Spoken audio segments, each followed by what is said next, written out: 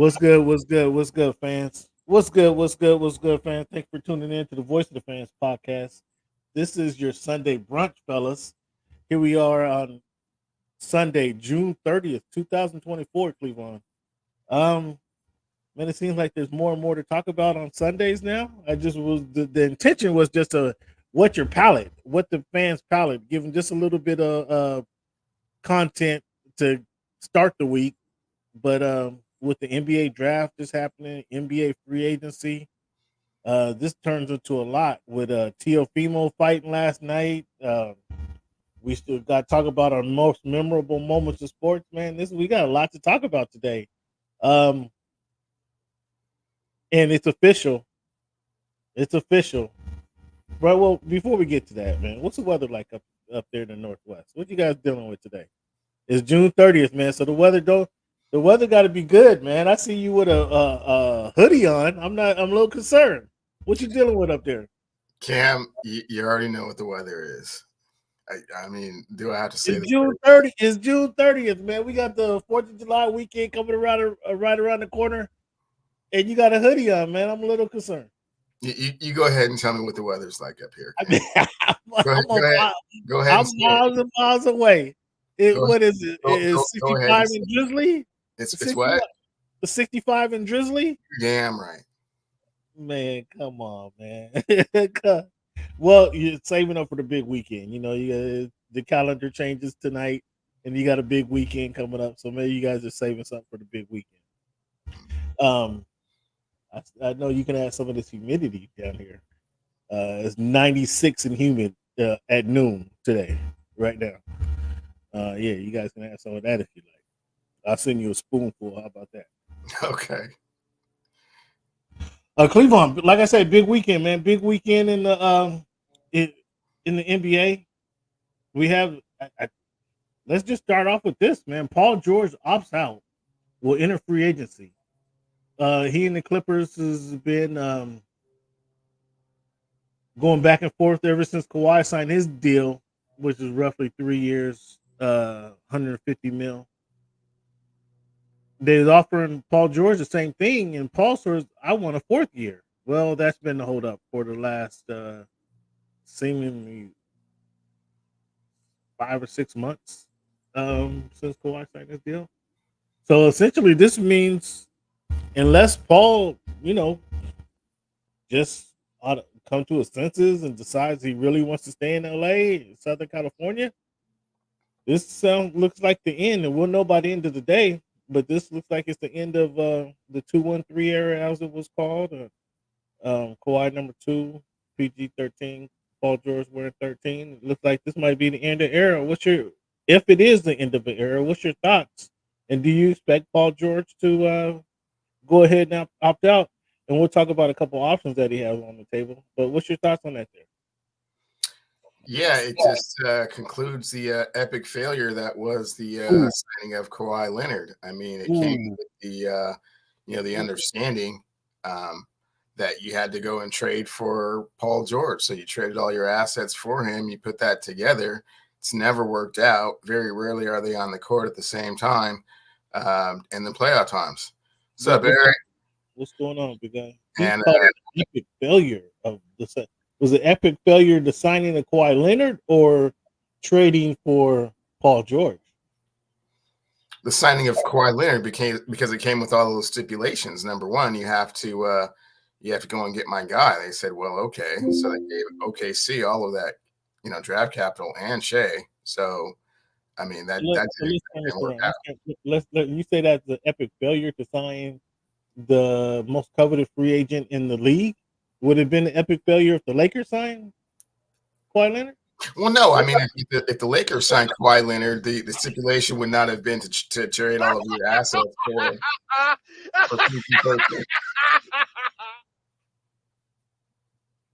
It has never worked out. They haven't gotten out of the second round of the playoffs since Kawhi's been there? No, they've been to the conference finals. Oh, did they go to the conference finals at one time? Okay, that's cool. Yeah. Kawhi didn't play in that series. Okay. Well, they're not going next year, and they're not going the year after that. And the into it, but to do it, dome. Yeah, it's going to be I don't want to say empty, because there's lots of people in LA, but it's not going to really have any type of energy or pizzazz to it. It's gonna have a lot of energy, a lot of pizzazz. I don't know what you're talking about. I don't know what you think. No, What you I mean think? What you think? Bomber's technologically, putting up like a I said, shoebox? You I'm think sure. Bomber's digging up the ground in Inglewood and putting up a shoebox with a few lights in it? Come No, on, I mean, I'm sure everybody's going to have like a remote, like right underneath their seat. I mean, technologically, it'll be great. It's just not going to, wins and losses is what I'm referring to. Like the Crib House, it's got banners and stuff, and prestige and panache, and that's just going to be a really cool spaceship.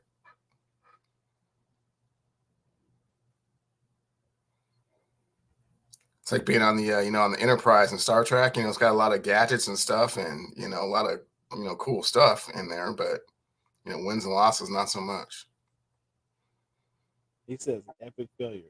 So again, he opted out. So that means either he's going to accept the 3-year deal that the Clippers have had on the table for the last 5 months, which is if you're going to accept the deal, like why even go through this? Um, is he trying to apply pressure? Is he open a cave? It's a bad game of chicken right now. But the Sixers essentially can offer him. He wants the 4th year. The Sixers can offer him the 4th year, $212 million. 212 million total deal. The Magic can kind of fit him in under their budget as well. The Warriors was a conversation for the Warriors, but the Warriors would have to really rely on a sign and trade situation. Um, but with him opting out, that really makes the sign and trade deal um, uh, essentially undoable. There's some machinations where it could happen, but it really makes it a tough thing to pull off for both teams. So if you're Paul George, do you want to go play with Joel Embiid and Tyrese Maxey? I mean, Embiid is much like Kawhi. He hasn't been healthy in the playoffs when you need him most. And, you are playing with Maxey, a younger point guard. What's your thoughts on Paul George and in the 76ers? If he goes to Philly, it's a much easier road to get to the finals. Really, your biggest obstacle would be the Celtics at this point. If you Oh, team the up, Bucks aren't in the way. Your Bucks aren't in, or your well, Bucks I aren't mean, in. team up with Joel and Tyrese Maxey, yeah, that makes them a little bit more formidable than just Dame Dollar and Giannis, considering the precipitous drop of Chris Middleton to this point. So. I don't know if you had any stock in Middleton anyway, but okay. The Magic, what do you see? I mean, he's going to a young team there. The Magic got to the second round of the playoffs this year. Um, which, if you were advising Paul George, where would you direct him to go? The Magic or the 76ers? If I was advising him, I would tell him to go to the 76ers if it was purely about basketball. But I think he's gotten pretty comfortable being on the West Coast, being close to home, being close to his family. I know that's important to him. So that kind of leaves probably Golden State or the Los Angeles Lakers if he wants to take a little bit of a. You see,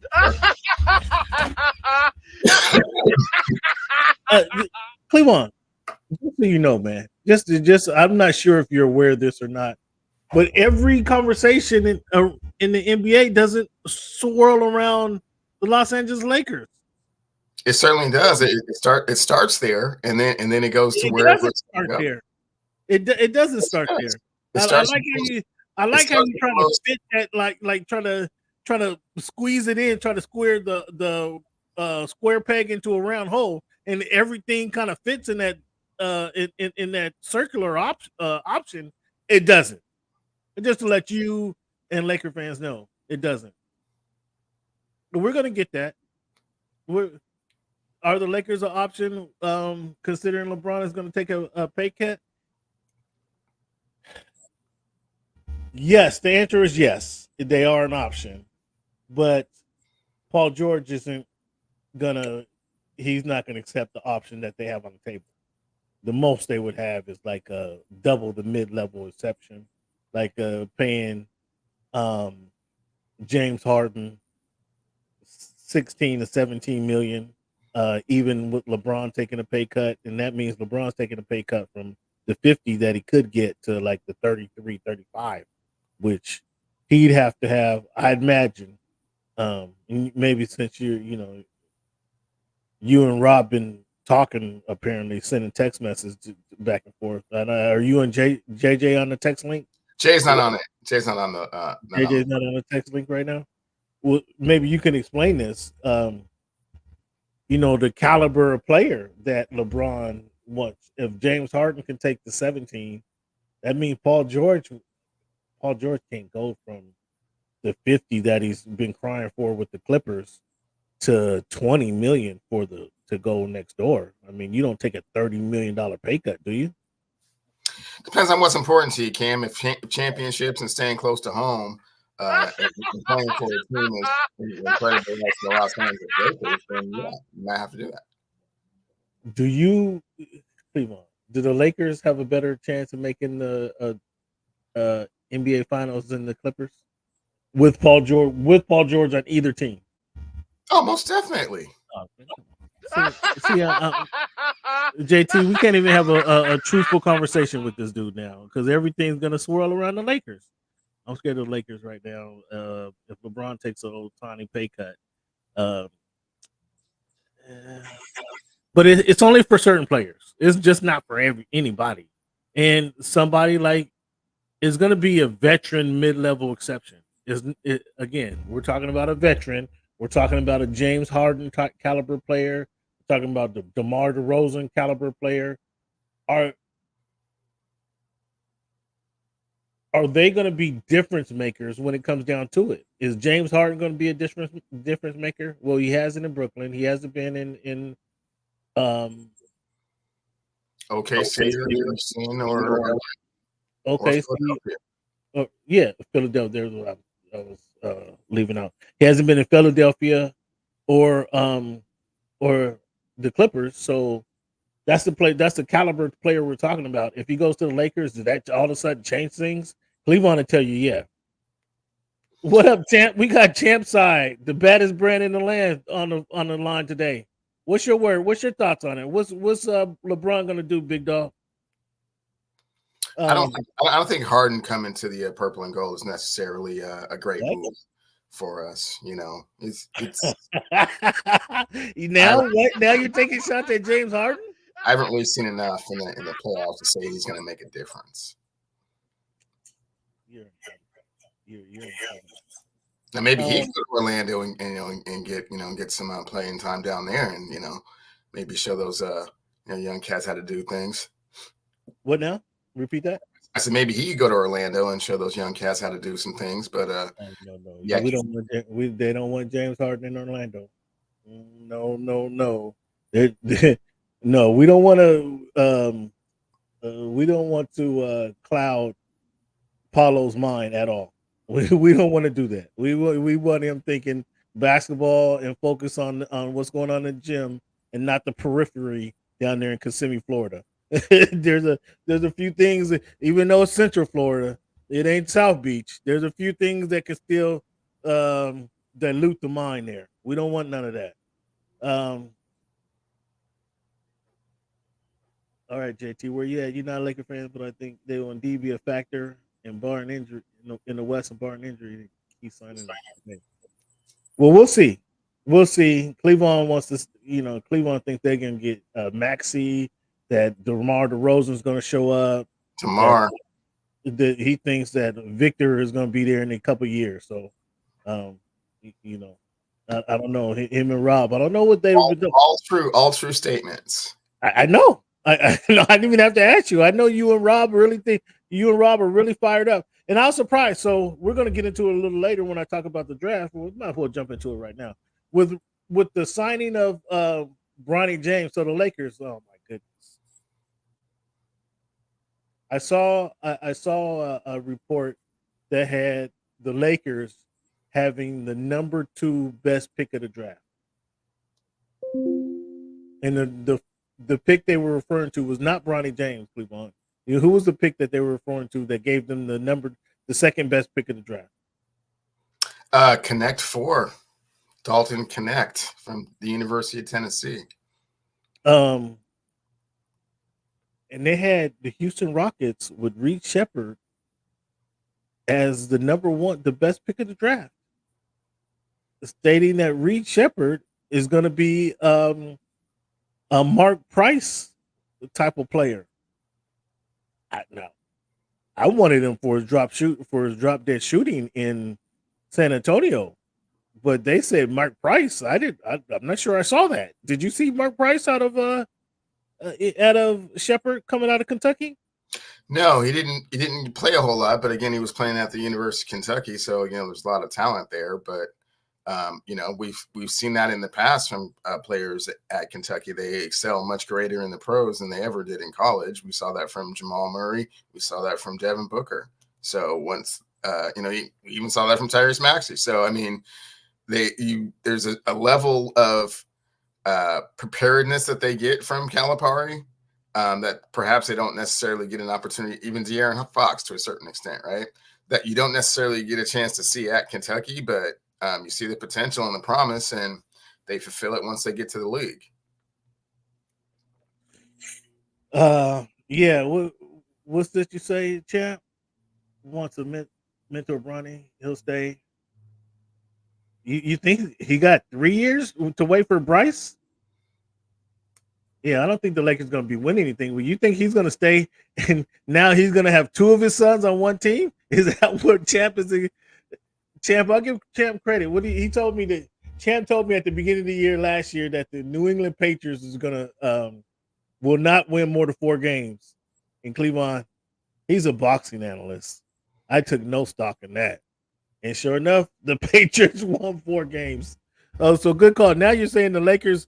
Bronny's going to stay around till Bryce comes. That'll be interesting. That'll be interesting. If you can get 2 sons on the same team, I'm sure Rob and Jeannie is all on that, and that'll be a movie. That'll be a movie. Me and My Sons, I guess. What was the name of the TV show? My 3 Sons.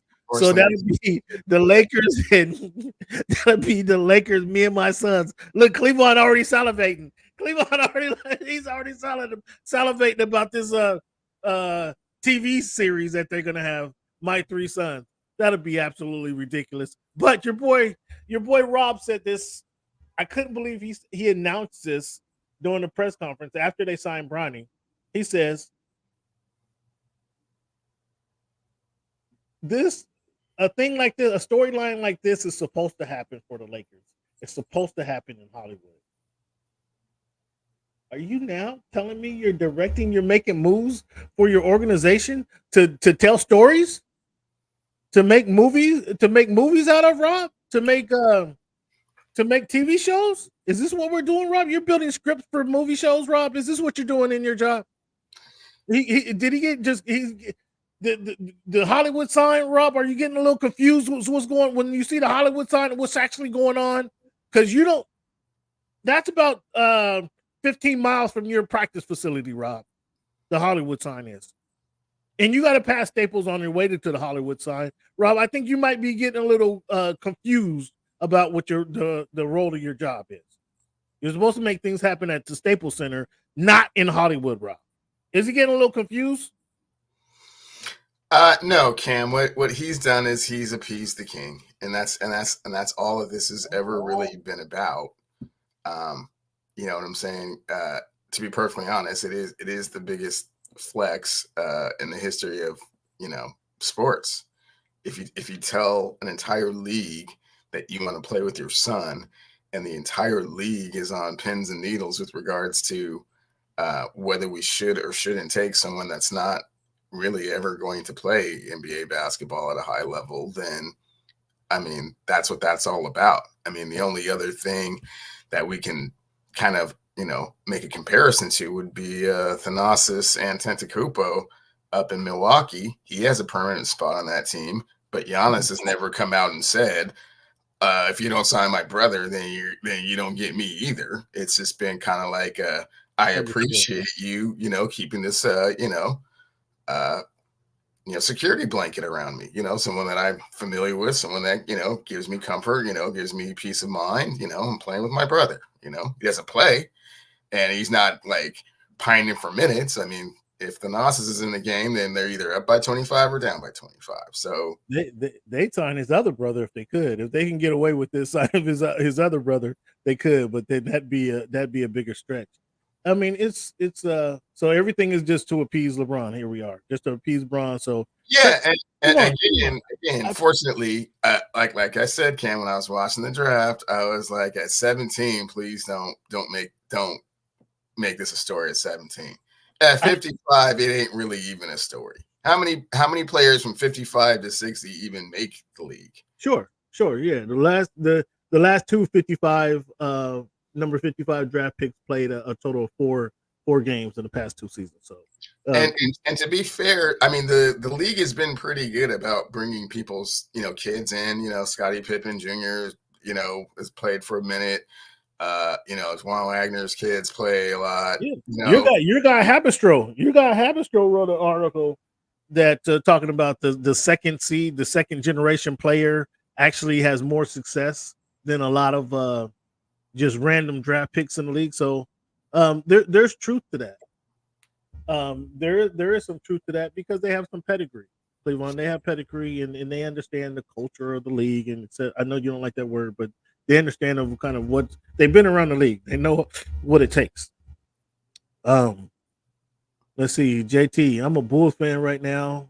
Talk around the city is that attaching the first to Zach LaVine, but then is that they can't get rid of Zach LaVine. That's what I'm hearing, and trying to tank next year. And I want it. They apparently they can't get rid of his Zach LaVine, even by attaching the first to him. That's I read a couple of reports like that, JT. So the Bulls might be just struggling with the circumstances of themselves. Signings, weird signings. Now they got rid of Caruso, DeMar. I mean, can they get rid of that piece? And maybe they attach Levine and DeMar and say, okay, to take one, you have to take the other. I mean, because that was a conversation maybe this time last year that the Lakers could get Zach LaVine and DeMar DeRozan. So maybe they package them two together. But from all accounts are telling me is that they can't attach a first they can't get rid of LaVine even by attaching a first. So I don't know what's going with LaVine, what he did to piss people off. That the Bothell kid, I don't know what he did, but he can't really. He's not seeing the light of day right now. He's not seeing the good side of the NBA. Cleveland with the LeBron with the Lakers signing LeBron with the 55 pick. What you kind of mentioned it earlier. You said he's just a rotational player, but what is his ceiling? What do you think his ceiling is? His ceiling is the 12th man on the bench. Oh, that's his ceiling, Cleveland. That's his ceiling. He doesn't get any. He doesn't become a rotational player at all. Wow, you're being harsh. I mean, that might be the harshest words I heard from you in the Lakers and all over the time doing the show. You don't think with the training, being in the NBA, getting some coaching. I know you don't like that philosophy either. You don't think he can be better than the sixth man of the 12th man on the bench? That means he never get in it. That means he plays as many minutes as the Nasus does. That's your expectation? That's my expectation. Yeah. Wow. So I'm surprised by this. I'm blown away right now. Fans, I'm speechless. Cleveland has me speechless right now, saying Bronny James.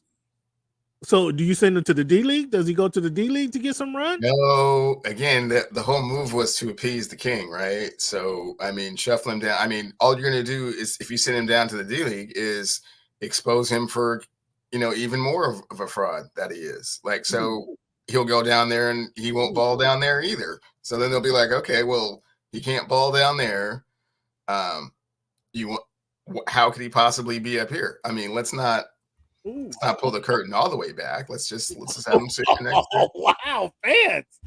I'm about to clip this one. Cleveland is just going scorch earth on Bronny James. So why didn't take him at 55? Just for the story? Just for the storyline? No, to appease the king. The storyline is great fodder. I mean, yeah, that'll make a Disney movie, any day now. But or a Spring Hill movie any day now. So I mean, that's fine. Good call. That's fine. But so is this going to be part of Jeannie's biopic? Is this going to be part of Jeannie's biopic? That time that she appeased the king, yeah, that's part of it for sure. When is that coming out? 2026. Wow, you had to push that back because I thought you said 2025 last time I asked you. Well, now there's all this additional content to add, right, to the story. So there's a little bit more. Okay, interesting. Wow, that's crazy. Cleveland says we can't pull the curtain. If we send him down to the G League, we'll find out that he really can't ball at all. That's funny. That's the most. That's the harshest words he's had for a Laker for the show, guys. We've been doing the show over 10 years. That's the harshest words Cleveland has had. Might be most truthful. We'll see for the Lakers. So let me ask you this question. Now you done changed my line of questioning for you Cleveland. When do they play on the court together? So they signed him. He's in New Jersey. He's not going to the G League. You and Rich has already agreed that he can't go to the G League. Does he play Summer League? Okay, does he play Summer League? Let's ask that question. Does he play Summer League? You don't know if you want him to play Summer League? Is that what we got going? I don't know. I mean, I guess he has to play some in the Summer League. I don't want him to play too much in the Summer League. A mysterious hamstring injury might have to keep him out of Summer League the last couple of weeks.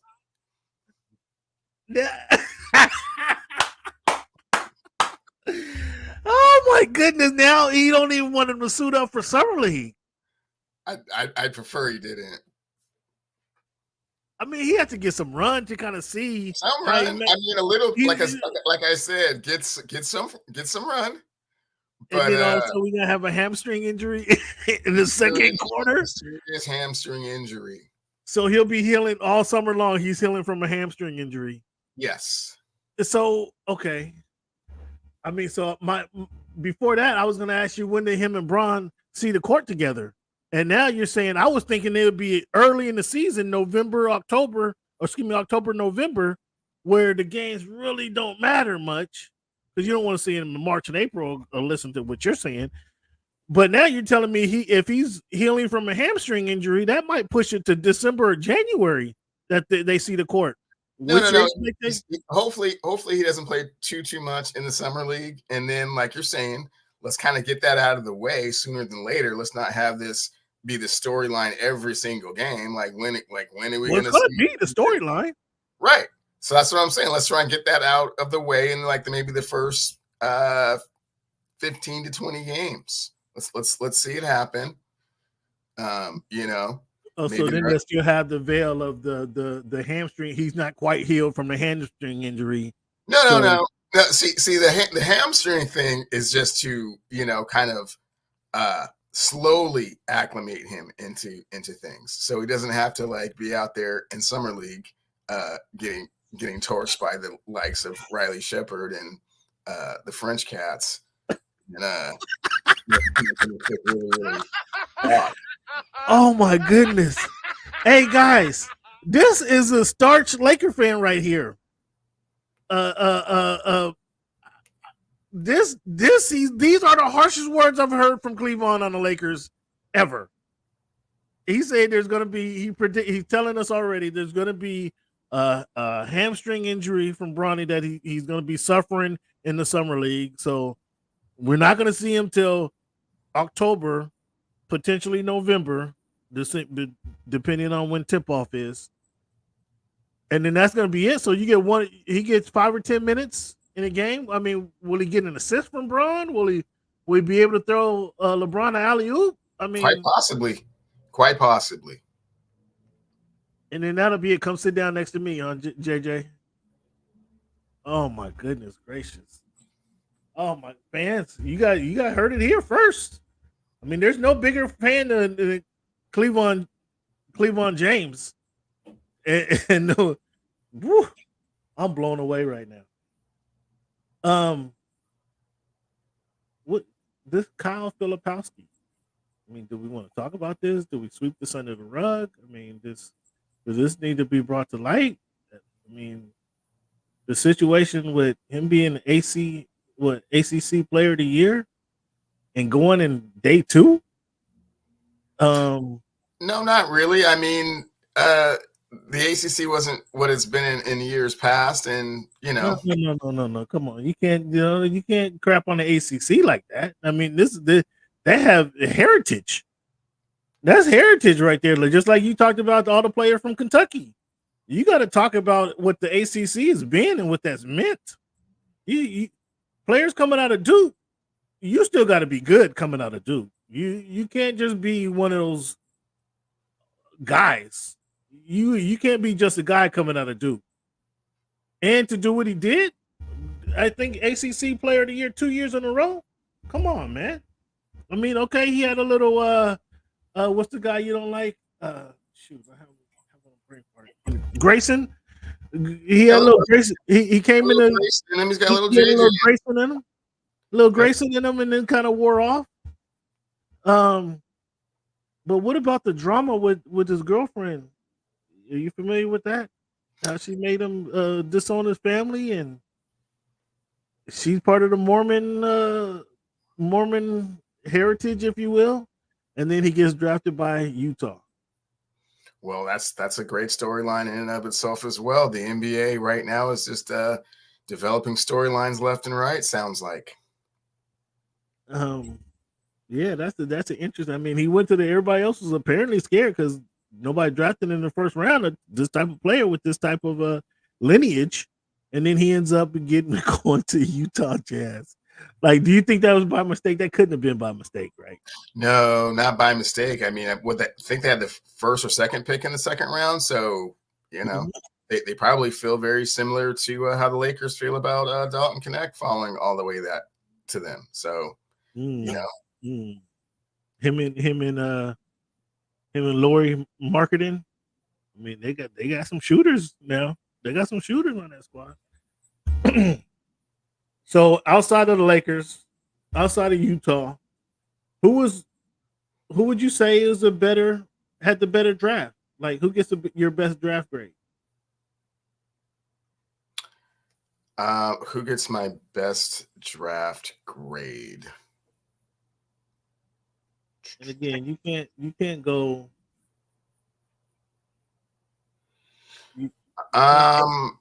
I'm curious to see how Memphis uses Edey. Do you like that pickup? A lot of people saying Edey's a stiff and that's not going to work.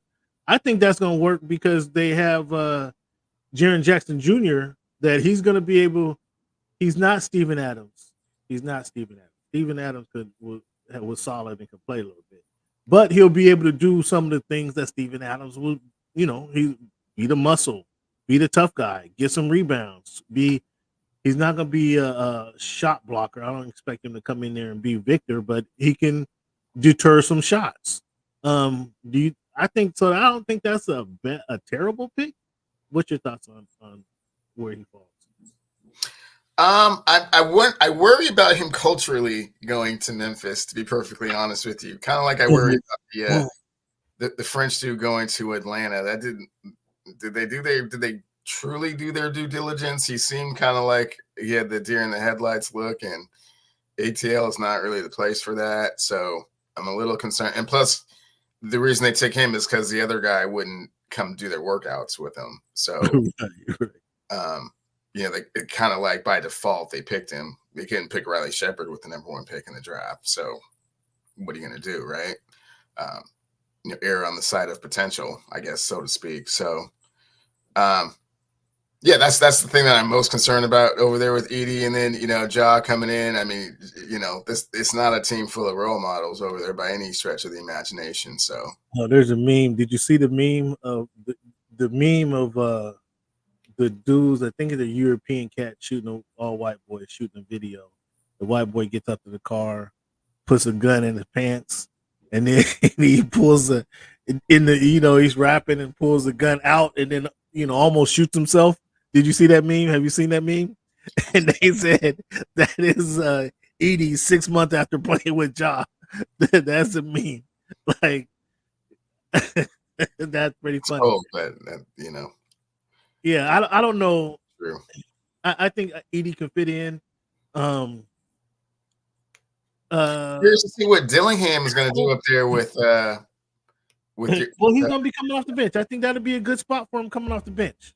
Coming off the bench in Minnesota, he'll be able to ease into a role. You know what I'm saying? He's not going to come in there they're not expecting him to average 18 points a night, right? If he comes in there and averages, is able to shoot 50% or somewhere there 45%, make some plays, make some assists. I mean, those would be some good nights for him. So he'll be able to ease into that role, I think, which is a good spot for him. I'm still confused how at the Spurs you take Castle at number 4. I got my eyes on Castle. I'm watching you, Castle. I didn't see enough at number 4, but I'm told so. I guess the couple comparisons they gave him an Andre Iguodala comparison, but Andre Iguodala had more game coming out of Arizona than I saw Castle had coming out of Connecticut. Andre had a more offensive game. There's no ifs, ands, or buts about that. So I don't really see that comparison, but I've heard that a couple of different times. I still don't understand why Spurs you don't take Connect at number 8. Like I don't. Well, that's water under the bridge, Cam. He's a Laker now, so let's not get back into what could have been. Yeah, and then a lot of these players, outside of Dalton Connect, who I was expecting to go early, fall into number 17 in the Lakers. A lot of the Terrence Shannon Jr. Shout out to Terrence Shannon Jr. Talking about Minnesota Timberwolves. Obviously, he had the false accusation, and he falls down. Good thing he got picked in the first round, though, because that's typically you don't get picked when you have that type of accusation against you. But good thing he falls to the Timberwolves. I think he falls to a good spot to where he again scoring potential, a player with potential, and he's coming into a situation where they're not. I don't think their success isn't dependent on him, Dillingham, or Shannon Jr. You follow what I'm saying? They can come in and they can contribute. They can take time to develop. They can contribute as the team needs. They're going to get some spot minutes here or there, and then take advantage of your minutes, and they're going to be competing, obviously, in a backcourt with Anthony Edwards. They're going to be competing for minutes, so whoever performs best will get more minutes. I would see that.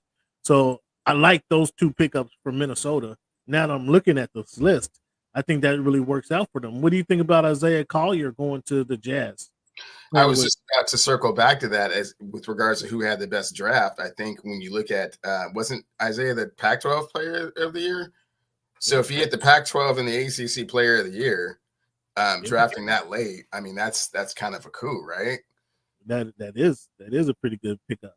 That is a pretty good pickup, and again, they're going to be happy just to get on the court and get some run. The 2 of those guys were. I know you don't like to talk about them, but did you see anything out of the Jalen Wells and the Cougars? I think I saw the Cougars play a couple times this past season. Jalen Wells, he went to Memphis. You got any thoughts on Jalen Wells? Honestly, I did not see a single Wazoo game this year. I heard the one. I watched, I think, the last couple of minutes of the UW Wazoo game when they came to the Bank of America Arena, but I don't have a lot of intel on that one. Okay, that's all good. I think he's going to be he's going to Memphis, where they're going to need. He's going to he's going to a team where he'll be behind Desmond Bain, behind Marcus Smart.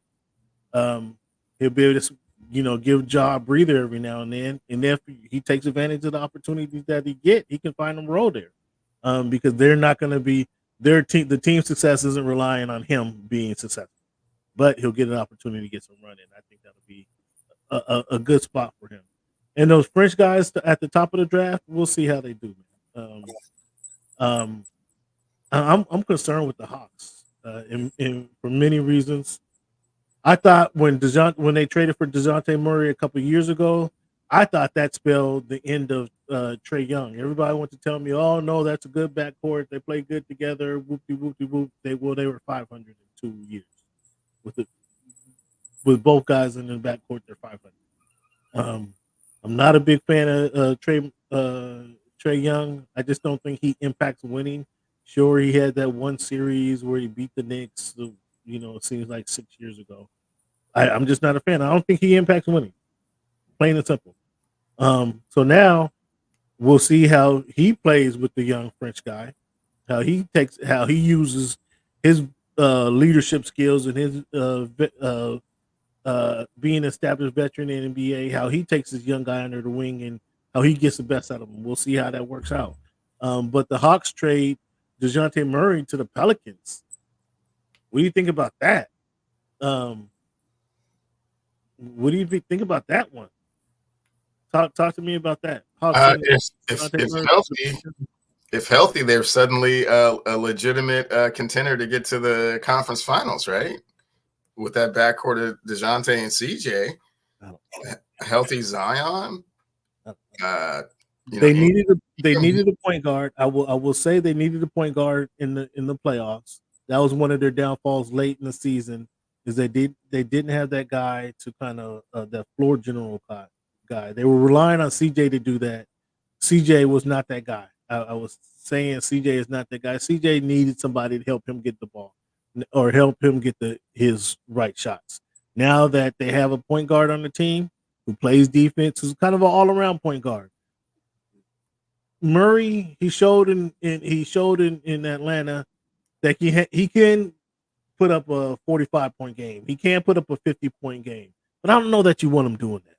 You know what I'm saying? You probably want him to have the average 22 points a game, 8 or 9 assists, get your 6-7 rebounds. That's a solid game for you. I'll take all of that every night versus you going out there and trying to be the dominant scorer. Now, can you get Zion? Can you help Zion average 30 points a game by getting him the ball, getting him some easy buckets? Can you help CJ? Now, take the pressure off of CJ. Again, CJ's best years were playing next to Dame where you had somebody else handling the ball, right? Now, kind of put him back in that situation.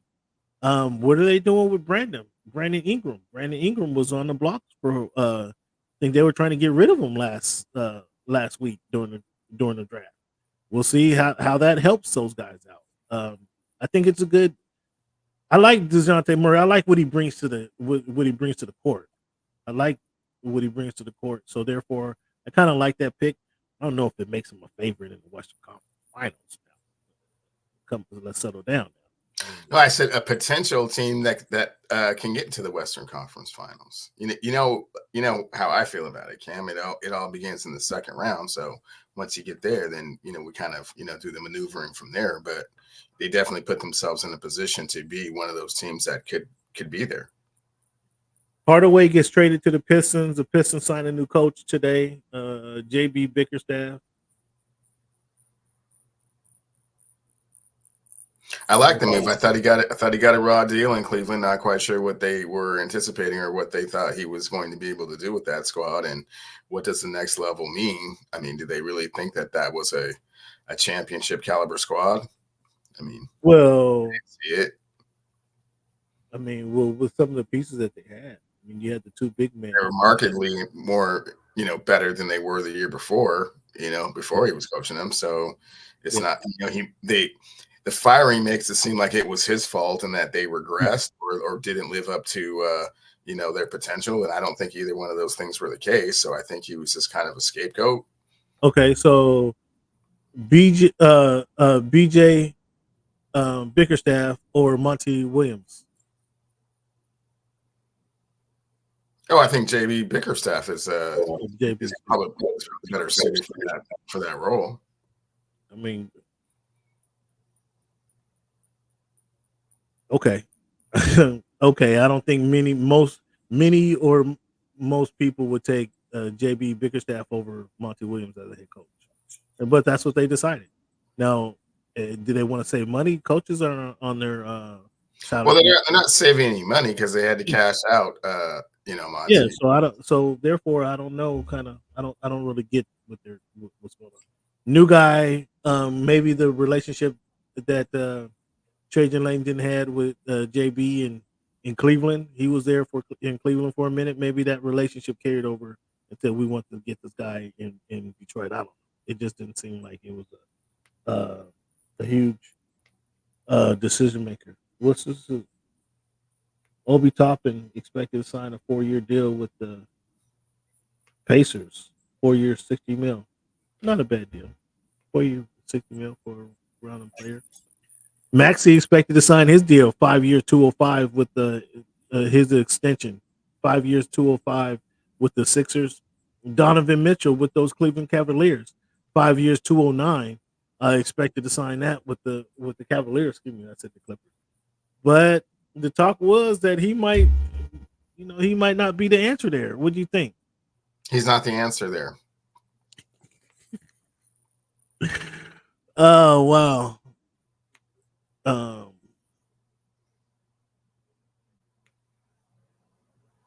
You want to see his contract they're paying? Yeah.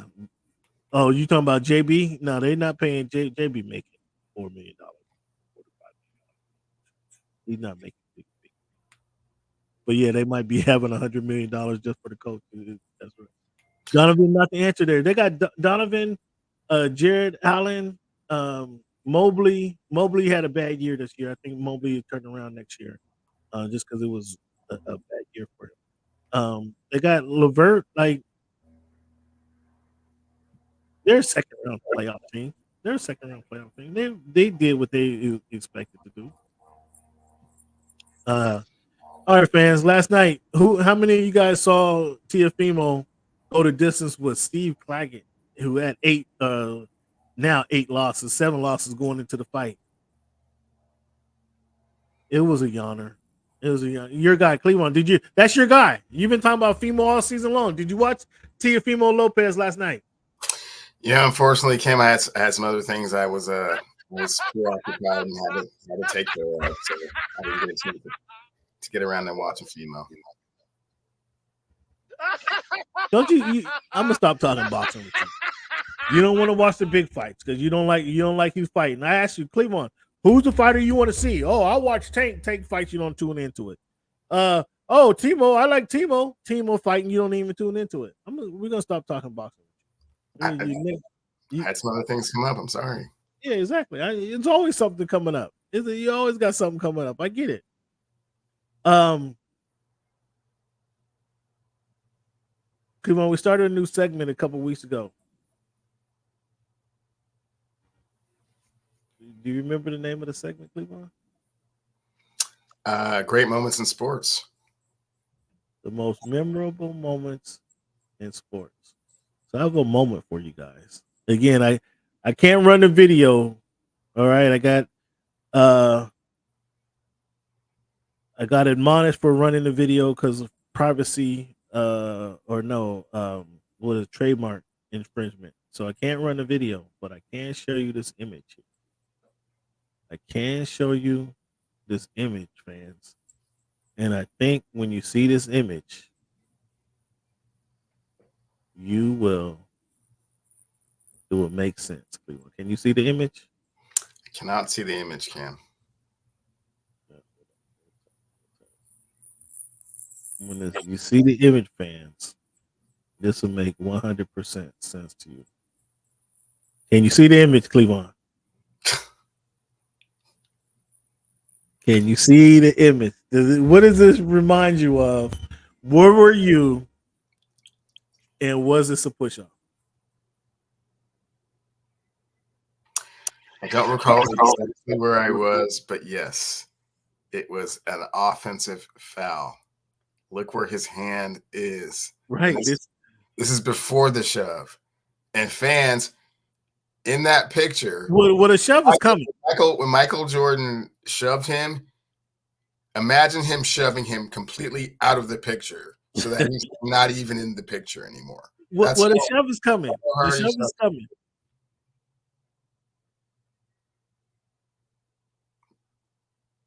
The shove's coming? The shove is you say, and this is before the shove. I mean, that was part of the, is coming. He's gonna put the ball, he's gonna cross him up, and as he crossed him up, he's shoving him out of the way, out of the picture. Out of the picture, yeah. If this was like the video that you're talking about, that you would be trademarked. Yeah, trademark. Yeah, it looks like a bucket to you. Yeah, he would have shoved him out of the picture. Oh yeah. You're a Bulls fan. That's right. You're right. He pushed off. Can you admit that, Mac? JT Mac, admit that he pushed off. I mean, it was a classical moment. Sure enough. It was a nice way to end a career. I mean, he just couldn't stay away after that, clearly. But it was a classical moment, sure enough. But admit that it was a push-off. Just that's all we're asking. Cleveland actually gave us some honesty today, and when he talked about what Bronny's actually going to be, but I need somebody to admit that was actually a push-off. Yeah, I can't do it because of the fridge. I can't do it. I mean, I'll give the Bulls a little bit of credit for coming back down by 4, with 37 seconds and all that, and Carlin, Stockton and Malone not being able to deliver, knowing that Scottie Pippen couldn't play a Game 7, and they would have Game 7 at home to end all that dynasty talk, and they just fell apart. But that being said, that's an egregious offensive foul. Everyone saw it, and no one had the courage to call it. No one had the courage to call it. Yeah. Okay. Let's see if this speaks to your moment just a little bit clearer. Makes it a little bit clearer.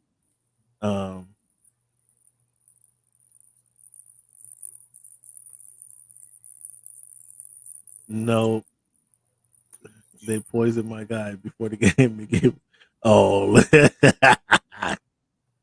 And all right, Cleveland, is this what you wanted to see here? You want to see how far he was out of the shot? By this time, here's the ball here. By the time he's back into play, the ball's already gone. Is that what you wanted to see? You see him, he's on the ground. Huh? He's on the ground practically. He's on the ground. So Utah, I don't know if you know it or not, but the Wi-Fi password in Utah, you know what it is? Not the password, but the Wi-Fi domain in Utah's building is Jordan pushed off. Oh, I did not know that. That's a Wi-Fi. Yeah, no one's forgetting that one, are they, Cam? That's it. What's the Wi-Fi password? Oh yeah, Jordan pushed off. That. Oh my goodness! And that was what, 96? No, was it 96? No, that's 98. 98. 98. Mm-hmm. Yeah, that was a long time ago. But the Wi-Fi password is Jordan pushed off. I'm never changing that. Yeah, that's funny. That's funny. Again, fans, we just kind of want to whet your palate on some sports content, some things that happened earlier in the week, from Wednesday to now. Obviously, the draft being a major conversation. NBA free agency. NBA is doing a good job now, kind of like the NFL was a couple years ago, of maintaining, providing content and maintaining top of mind throughout the whole year, versus just during their actual season. Like the summer league is coming up, so we'll be talking about the NBA here during the summer league. Who's playing and who's not. We'll be talking about this phantom hamstring injury that apparently. Did Rob already tell you that it is happening? Rob already tell you that that's going to happen? The hamstring injury? Well, no, it's just strategic planning on everybody's part. Everybody wants us to go off, really, really well. So, no one wants to, embarrass themselves in any way, shape, form, or fashion. They want the story to be the story, and have somewhat of an organic content to it. But again, you don't want to see that guy out on the court too many times until you absolutely have to. I mean, what happens when they're up 30 or down 30? I mean, does Yeah, he get garbage time? Does he get garbage time? Perhaps. I mean, you're saying perhaps. You're not even sure that he's gonna. It doesn't sound like there's a improvement plan. From what I understand it from you, it doesn't sound like you, JJ, or Rob has a performance improvement plan in place. It just sounds like, man, just enjoy wearing your jersey. Don't show up late to practice. Don't show up late to the games, and don't embarrass your pops. That's what it sounds like.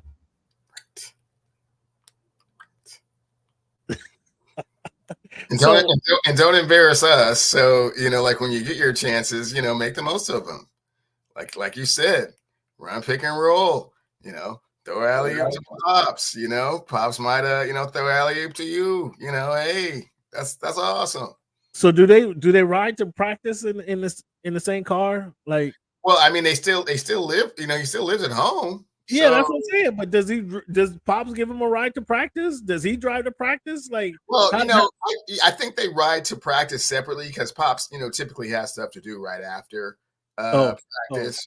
And so, he might not be going straight back home. You know what I'm saying? So it's probably best to take two cars. Oh, okay. Does he complain? When he comes home, does he complain about his dad at practice? Does he complain to his dad or complain to his mom about his dad at practice? Oh, for sure. Yeah. They say, dad ain't giving me enough run. There's going to be some times where he gets slighted, or maybe somebody bucks up on him on practice a little bit more than he would have liked, and dad kind of lets it go. Probably wishes dad would have stuck up for him a little bit more.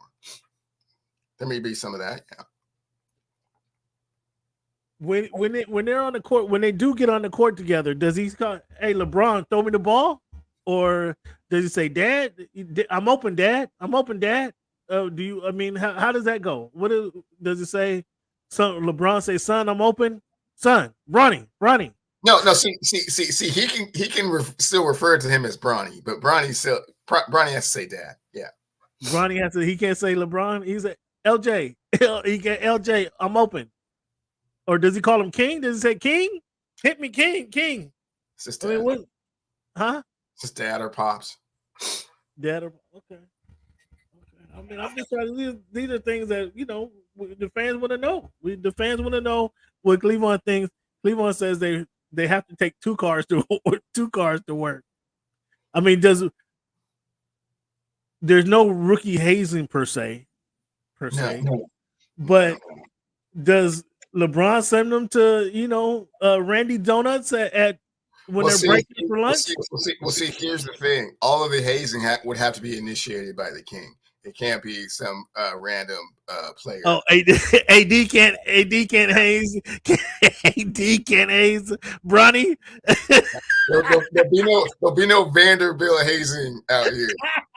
There'll be no Hachimura hazing out here. Nah. Oh, I know. So Bronny's protected in that way that only one man can haze. He's the only one that can initiate it, and then the other cats will be looking around like, can we join in, or yeah. So the locker room snap in the locker room when they snapping and throwing the hot towel throwing the hot water on you in the cold shower, throwing the cold water in the hot shower. Only LeBron can do that. Only LeBron can do that. I mean, okay. I mean, so he's protected. He's coming to the game protected, huh? Yeah. It's not just like one of the guys kind of thing. No. Interesting. But now that's going to look weird when you guys is dogging out Connect. Dalton is getting all the hazing, and Dalton has to run to Starbucks to get the 12 cups, the 12 coffees, and Bronny is chilling. He's chilling in the locker room and waiting for Dalton to come back. That's going to get kind of weird. It's already weird, Cam. I mean, but everybody understands what's going on here. Oh, everybody's accepting, huh? Well, I Okay. mean, I don't know how accepting they are, but they understand it. So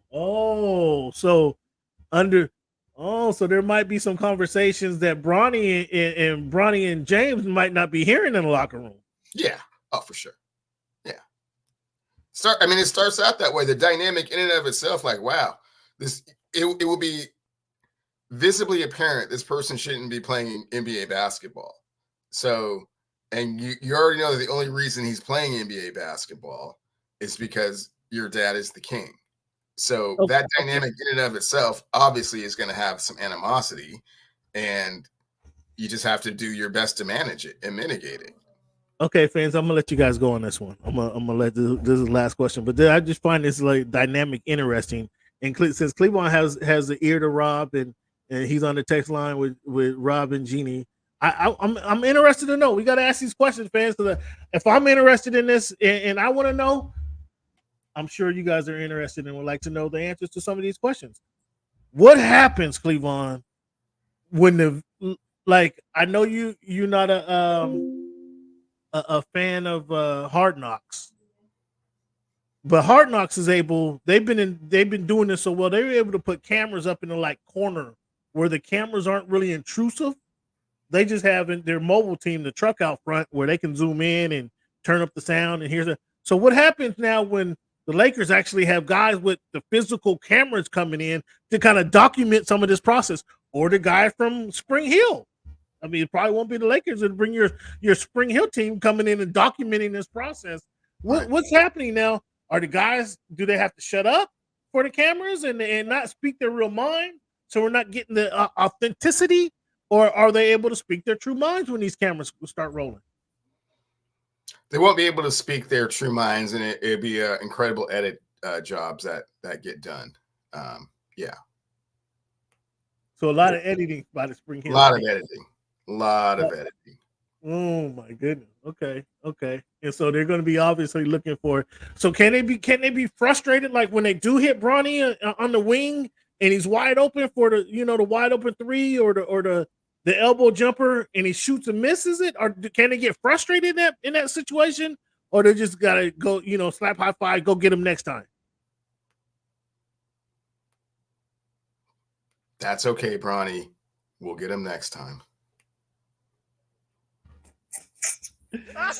on that note, fans, you can see this is going to be entertaining. I guess this might be a good thing after all. This might bring us more content for the show because now I can get some truthful analysts, analyst from Cleveland, and he knows he can't sugarcoat it. He knows he can't sugarcoat it, and what do they say? What's the saying? You can't put makeup on a pig. And Cleveland knows that he can't put makeup on a pig and has to tell the truth. We might get some authenticity from Cleveland.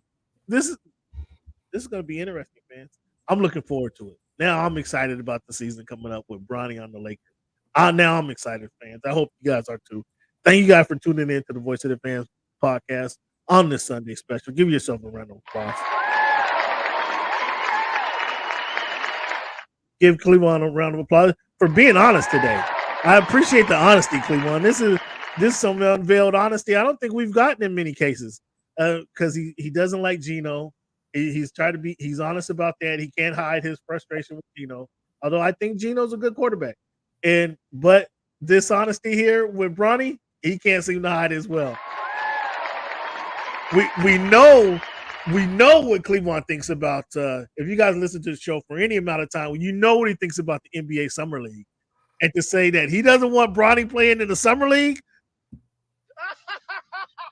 fans, I got to give Cleveland I got to give him a personal round of applause for giving up his true feelings about Bronny playing in the Summer League because we already know how he feels. We already know how he feels about the Summer League. And fans, thank you guys for tuning in to the Voice of the Fans podcast. Really appreciate you guys tuning in. If you can't hit that like button, hit the share button. Share the show with your friend. Share it with your uncle, your cousin, your schoolmate. Appreciate you guys for tuning in. And as always, thank you for making our voice your choice. Enjoy the day.